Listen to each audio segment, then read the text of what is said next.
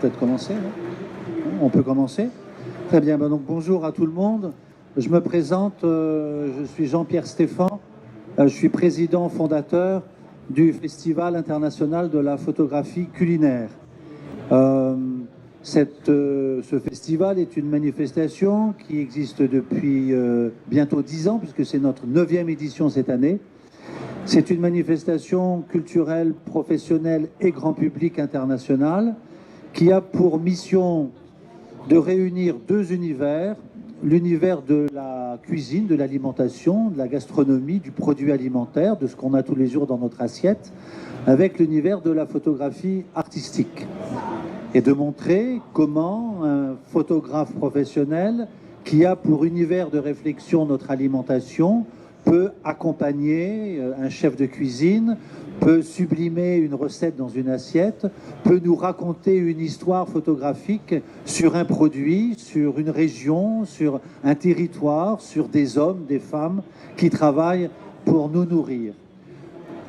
C'est un combat, je dis un combat parce que c'était pas évident au départ de mettre en lumière ces photographes, donc ces peintres de la lumière qui étaient à mes yeux dans l'ombre. On parlait toujours des concepteurs de recettes, quand il s'agissait, mettons, d'un livre de cuisine, mais on ne parlait jamais des photographes qui les accompagnaient. Il n'y avait même pas le nom sur la couverture. Donc on pouvait avoir les plus grands chefs du monde pour commettre des ouvrages de recettes de cuisine, mais le photographe qui l'accompagnait, sans qui le livre n'aurait pu avoir de l'existence, on n'en parlait pas. Donc je trouvais ça très injuste, et j'étais moi-même éditeur de livres de cuisine, et donc, je trouvais injuste qu'on ne parle pas suffisamment et qu'on ne mette pas suffisamment en avant le métier de photographe culinaire. Donc, je fais ça maintenant depuis bientôt 10 ans. Et donc, les choses se sont améliorées. Et on parle un peu plus et un peu mieux de ce beau métier qu'est la photographie culinaire. Donc, encore 2 mots sur le festival. Donc, tous les ans, nous donnons un thème aux photographes que nous sélectionnons qu'ils doivent illustrer par 3 images. Le thème de cette année, pour rendre hommage à Paul Bocuse, le pape de la gastronomie mondiale, qui nous a quittés en janvier dernier. Donc j'ai choisi pour thème la cuisine du bonheur, en écho avec la devise qu'avait Monsieur Paul, comme on dit dans le monde de la gastronomie, qui avait pour devise « Le bonheur est dans la cuisine ». Donc les 23 photographes que nous avons sélectionnés ont eu pour mission d'illustrer ce thème avec 3 images, ce qui nous fait 69 photos.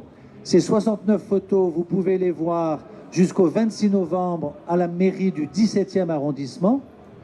Et ici, sur le stand du festival, au sein du salon de la photo, vous avez une de ces 3 photos par photographe. C'est pour ça que vous avez donc 23 photos qui sont une des 3 qui est le propos photographique de nos photographes festivaliers. Et parmi donc ces photographes festivaliers, nous avons une jeune photographe, donc Laure Villain. Merci Laure d'être parmi nous aujourd'hui pour nous raconter votre histoire de photographe.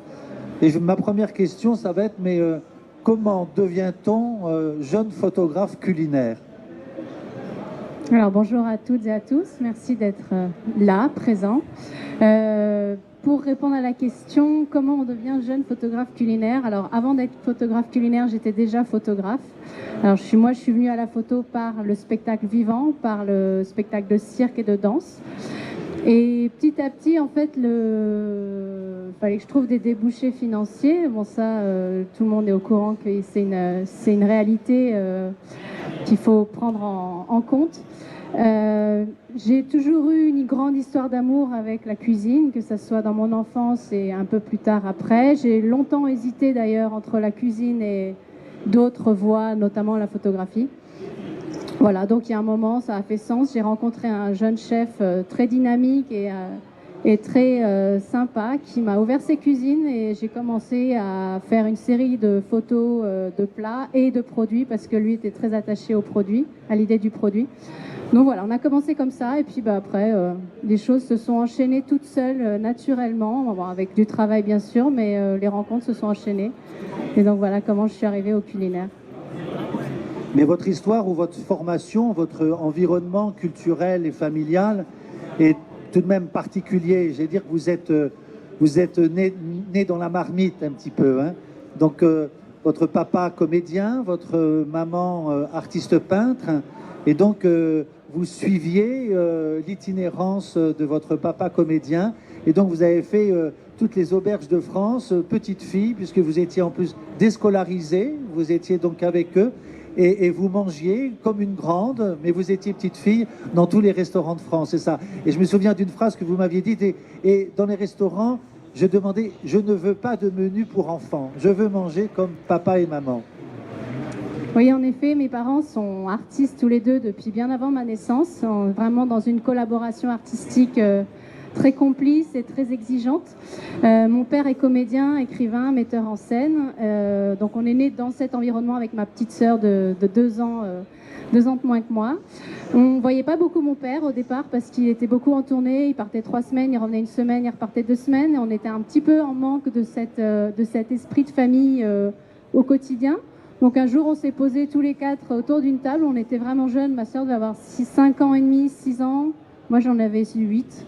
Et mes parents nous ont dit, voilà, les filles, si ça vous dit, on part en tournée tous les 4, on va faire le tour de la France. Alors mon père travaillait avec du jeune public, donc ça n'a pas été pour nous un gros souci de quitter le milieu scolaire parce qu'on le retrouvait en tournée.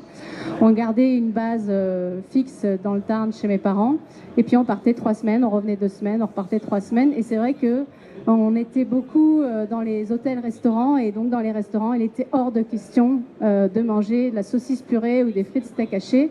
C'était plutôt huîtres, magret de canard et tous les légumes cuisinés, travaillés.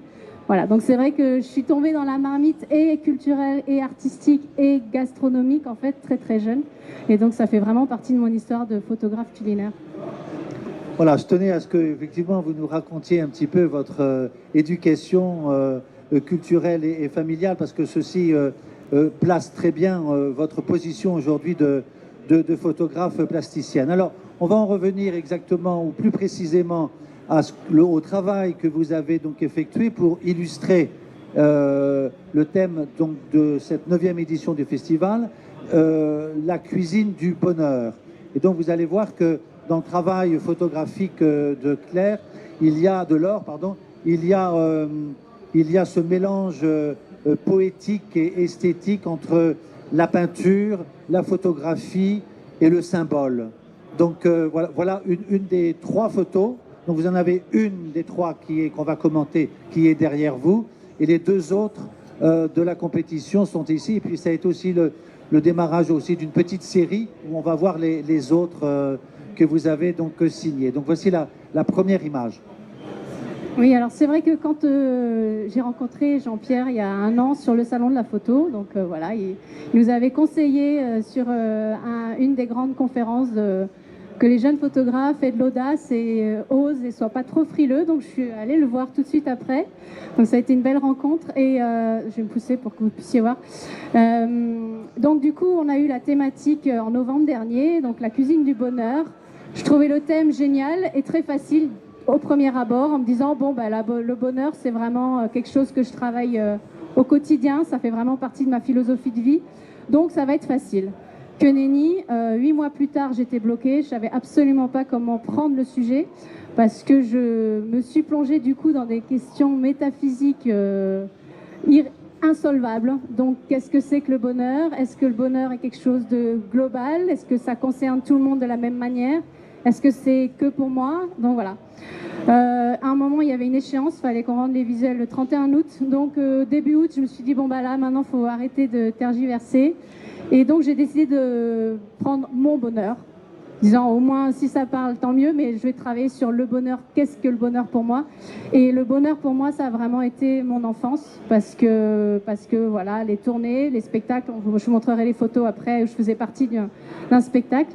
Je suis partie sur essayer, et c'est vrai que je suis née dans l'atelier de ma mère, vraiment, donc il y a vraiment pour moi une dimension picturale, et ma première histoire d'amour, ça reste les peintres. J'avais envie du coup de faire dialoguer la peinture, l'écriture, la gastronomie et la photo. Donc j'ai appelé mes parents, j'ai dit bon ben j'arrive dans 2 jours et vous arrêtez tout ce que vous faites, il faut absolument me consacrer du temps. C'est ce qu'on a fait.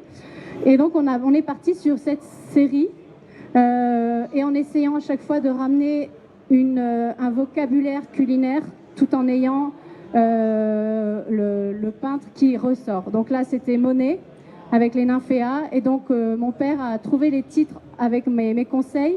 Donc c'était Monet, les nymphéas en croûte de sel. Voilà, ça c'est la première, c'est d'ailleurs la première image qu'on ait faite.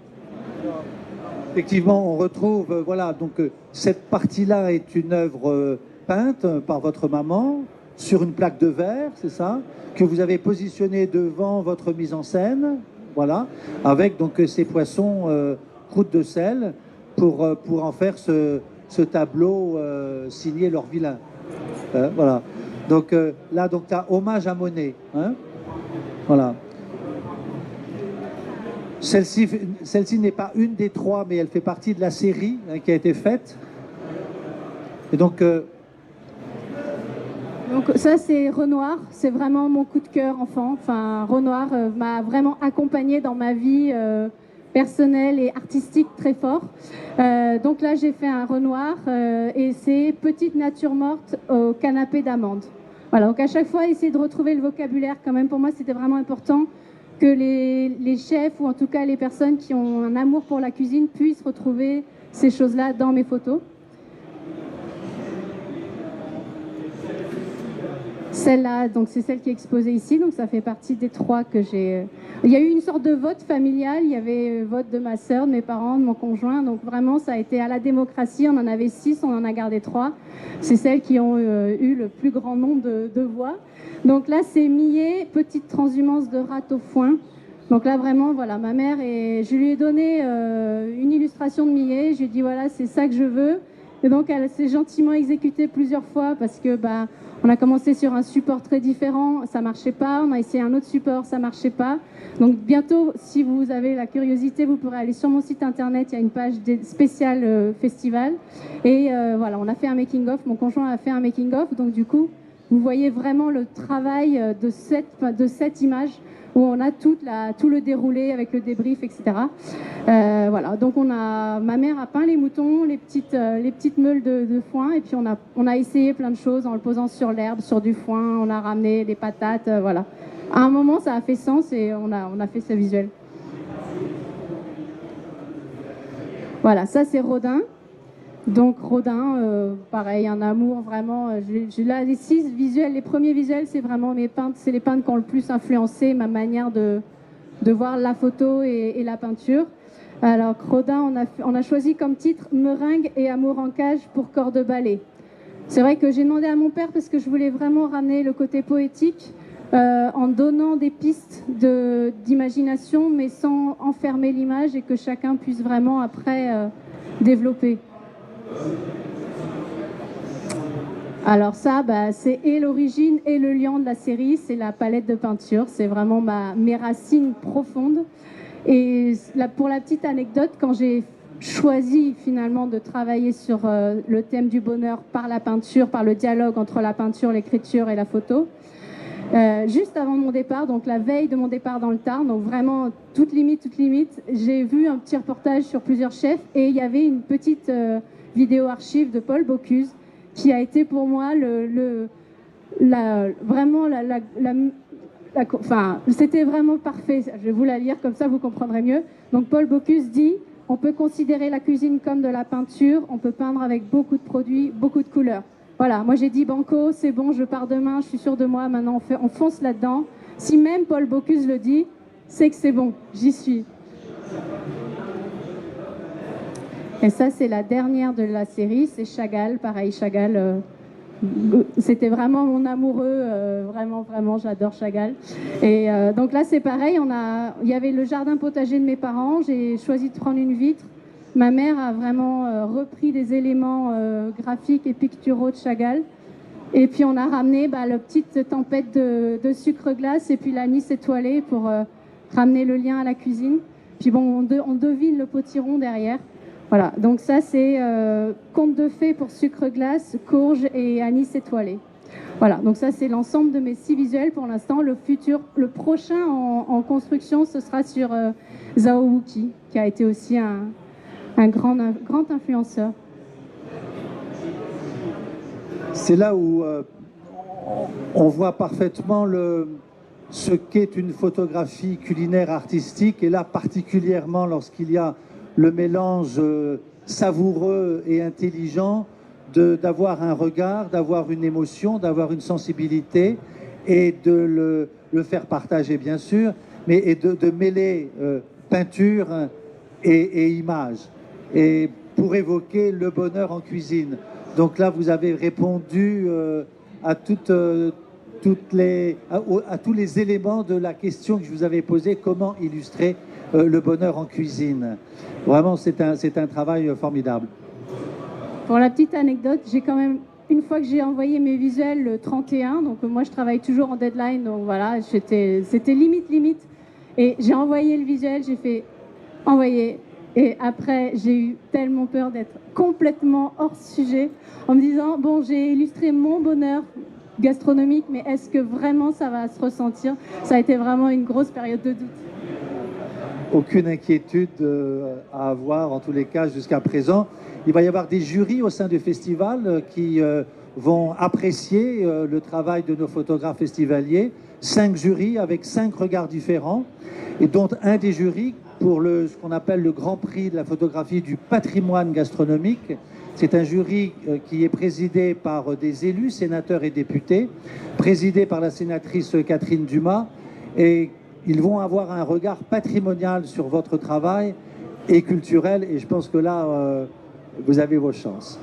Donc, quelques images aussi sur votre jeunesse artistique. Là, vous êtes ici avec votre papa et votre petite sœur, et vous participez à un spectacle conçu par votre père. Et en plus, ce spectacle s'appelait La soupe au... Alors, c'est un des spectacles dans lequel j'ai joué enfant, qui s'appelait Aux petits oignons. Voilà, et donc on racontait plein d'histoires de légumes. Donc je pense que mon histoire d'amour pour les légumes et les produits vient vraiment en partie de là. Et puis après aussi de la capacité de ma maman de s'émerveiller, voilà, elle épluche un oignon. Alors on mange pas tout de suite généralement, parce que du moment qu'elle commence à éplucher un oignon, on en a pour 10 minutes de oh là là, regarde ces couleurs comme c'est beau, oh là là, ces matières, ces textures. Donc voilà, faut pas être trop pressé, mais c'est vrai que ça fait partie des très bons souvenirs, parce que c'était une vraie expérience familiale riche, et où en plus on est sur scène, on est devant d'autres enfants, donc c'est vrai que ça a été une expérience structurante, ouais, forte.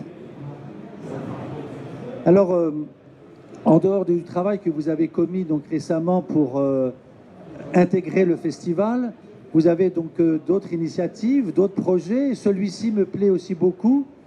C'est que le chromatisme étant tellement important, et vous ayant une palette presque dans les mains dès le biberon, votre maman vous a fait toute une palette de couleurs. Vous avez une couleur par semaine, et ça pendant 1 an.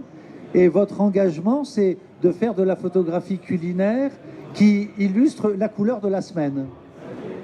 Exactement. C'est vrai que quand j'ai commencé à travailler sur les réseaux sociaux, j'ai vraiment longtemps cherché comment utiliser chaque réseau pour pas que ça soit redondant, que ça soit efficace. Donc Facebook, je m'en sers vraiment pour relayer de l'actualité. C'est vraiment, voilà. Et Instagram, dans la jungle Instagram, je me suis dit qu'à un moment, il fallait trouver quelque chose. Je suis revenue aux sources, comme d'habitude. Je crois qu'une fois qu'on repart aux racines, on commence à mieux créer. Et donc, je suis partie sur l'idée d'un nuancier. Donc, j'ai commencé il y a 24 semaines. Je suis sur ma 24e semaine. Et donc, là, je suis à peu près là, je crois. Ouais, non, là, je suis là. Voilà. Donc, du coup, c'est vraiment l'idée que chaque semaine, je prends voilà, la teinte, et j'essaie de décliner avec des produits, soit auxquels j'ai réfléchi avant, que j'ai envie de prendre en photo, soit que j'ai chez moi et que je me dis, pourquoi pas, allons-y. Voilà, donc c'est vraiment une manière aussi pour moi de garder le cap sur la création. C'est-à-dire que quand là, ça commence à beaucoup bouger au niveau professionnel, je commence à être appelée régulièrement. ça me permet de me dire, bon, je garde une partie de jardin secret où je vais continuer à créer et à développer quelque chose qui va être ma valeur ajoutée finalement dans mon entreprise de photographe. Et je pense qu'en tant que photographe, c'est important de garder cette petite part de travail personnel en fait. Donc là encore, on voit toute la singularité de votre démarche de photographe, où vous mettez véritablement bien en avant et le produit et votre imaginaire. Donc ça aussi, ce sont dernières photos sur un chou. Hein, voilà. Donc, et qui illustre la couleur de la semaine. Voilà.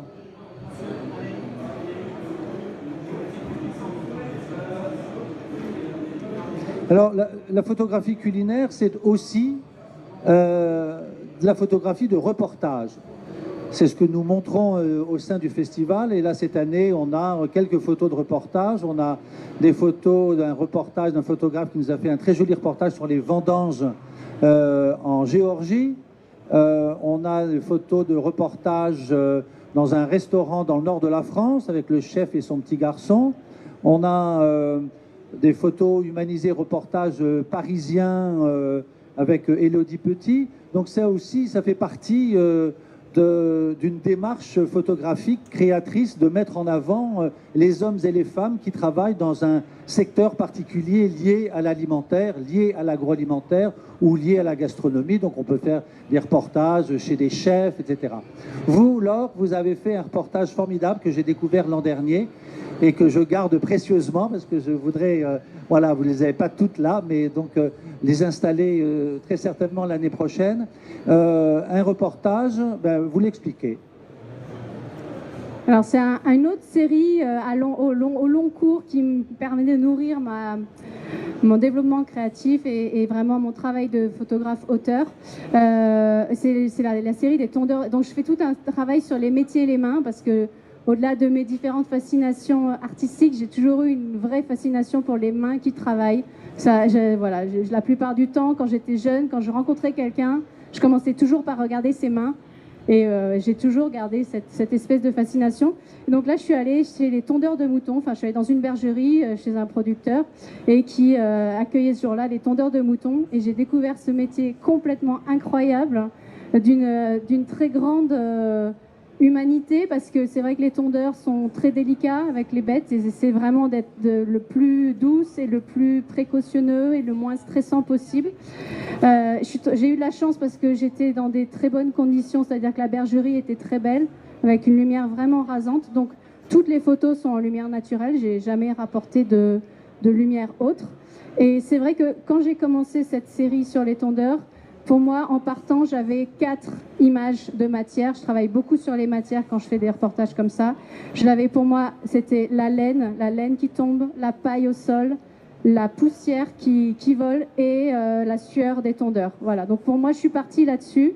Et c'est vrai que quand j'ai vu mes images, je me suis dit, bon, au moins, la mission est remplie. J'ai vraiment ces quatre sensations et ces quatre matières. Mais c'est vrai que c'était un très beau spectacle. Enfin, moi, pour avoir fait beaucoup de travail avec des circassiens, etc., on est vraiment sur un métier très physique et qui est très beau à voir, en fait, parce que il y a une intense concentration et enfin, c'était magique comme endroit. Et du coup, j'enchaîne sur... Après, j'ai travaillé aussi... je crois que c'est après ça. On va dérouler. Voilà. Après, j'ai fait tout un reportage à l'huilerie beaujolaise à Beaujeu. C'est quelqu'un qui travaille beaucoup avec les professionnels, avec les chefs, qui fournit toutes les grandes maisons en France. Et il a gardé un tout petit moulin qu'il a racheté. Et c'est un moulin à façon, donc c'est vraiment les particuliers qui y vont et qui viennent presser les noix récoltées dans le jardin. Et j'aimais bien cette histoire, en fait. J'aimais bien cette dimension... Voilà, de quelqu'un qui a une grosse envergure, qui travaille beaucoup, mais qui en même temps garde cette dimension très locale et de faire plaisir aux pépés et aux mémés qui sont là et qui ont toujours apporté leur noix pour faire leur huile de l'hiver. Donc voilà, donc il a été très gentil de m'accueillir, et c'est vrai que ça reste un travail en plus très, très manuel.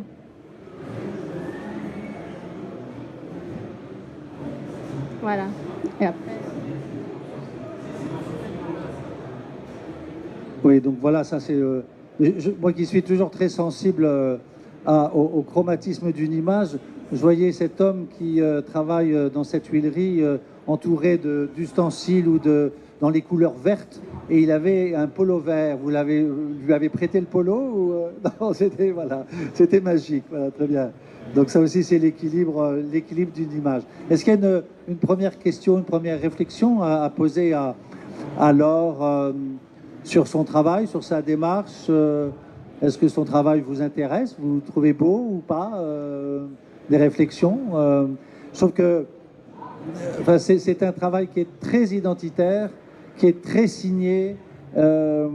Pourtant, Dieu sait si moi, depuis 20 ans maintenant, je vois de la photo culinaire tous les jours et dans le monde entier. Il est rare de voir une jeune femme aussi signée. Et sa démarche créatrice nous a vraiment bluffé très vite avec Naluter, notre directeur artistique. Alors ça, c'est une... vous êtes, voilà, hors culinaire, mais on voulait le montrer aussi, puisque vous êtes une femme de la balle, une jeune femme du spectacle, et vous aimez prendre en photo aussi les gens de spectacle. C'est vrai que moi, je suis vraiment venue à la photo par le spectacle, donc c'est vraiment un univers qui m'habite. En plus de ça, j'ai vraiment évolué dans le milieu du spectacle, donc voilà, ça a vraiment été quelque chose c'est quelque chose qui continue à m'intéresser, et je travaille beaucoup avec des compagnies de cirque. Là, c'est la compagnie Rasposo, qui est une compagnie basée en Saône-et-Loire, mais qui est assez connue en France et en Europe. Je m'entends très bien avec la directrice de compagnie, qui a un peu un parcours assez similaire au mien, qui a été aussi enfant de la balle, qui a forcé ses parents, qui étaient pourtant artistes de rue, à acheter un chapiteau et à faire du cirque. Donc voilà, donc avec aussi un très fort caractère. Avec cet artiste, j'ai d'ailleurs fait toute une série en noir et blanc. Si vous avez la curiosité, vous pourrez aller voir sur mon site. Et pour essayer de documenter en très peu d'images, en une dizaine d'images,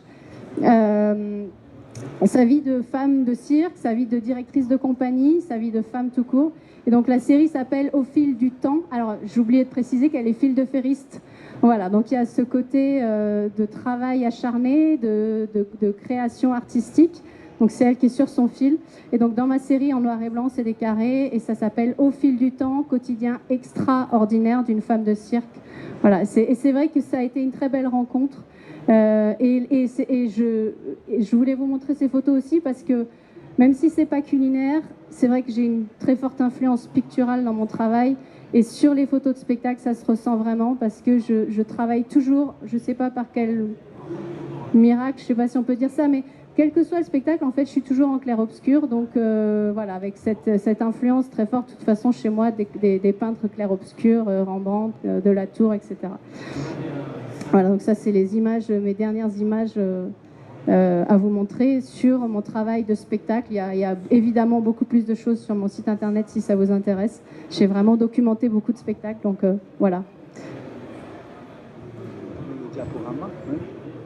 Est-ce qu'il y a une première question à poser sur sa technique, sur sa démarche, sur son éducation? Non? Ah, ça va démarrer.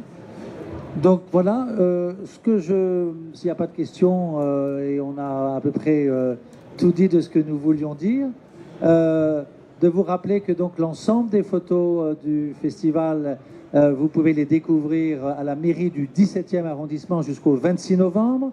Que jeudi prochain, toujours à la mairie du 17e, on organise une journée de rencontres et débats sur le thème La cuisine du bonheur, avec des intervenants, des philosophes, des auteurs de livres, des chefs, des photographes.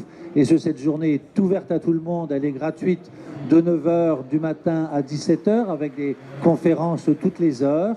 Et puis, vous pouvez également voter pour votre photographe préféré sur place, avec un bulletin de vote qu'on met dans une urne, comme dans les mairies, pour que, effectivement, le lauréat recevra le prix du public pour recevoir sa lentille d'or, puisque les trophées du festival, on les a nommés lentilles d'or. Il y aura une cérémonie officielle de remise des lentilles d'or le 28 novembre à la Bibliothèque nationale de France, puisque là encore, nous avons signé un contrat avec la BNF et le ministère de la Culture qui stipule que les photos de chacune des compétitions officielles du festival rentrent au département des estampes et de la photographie de la BNF, seront visibles sur Gallica. Donc ça veut dire que eh bien, la transhumance et les pommes de terre voilà, au foin eh bien, seront là pour l'éternité grâce à la BNF. Donc encore merci, on va applaudir très fortement Laure Villain. Merci pour votre travail.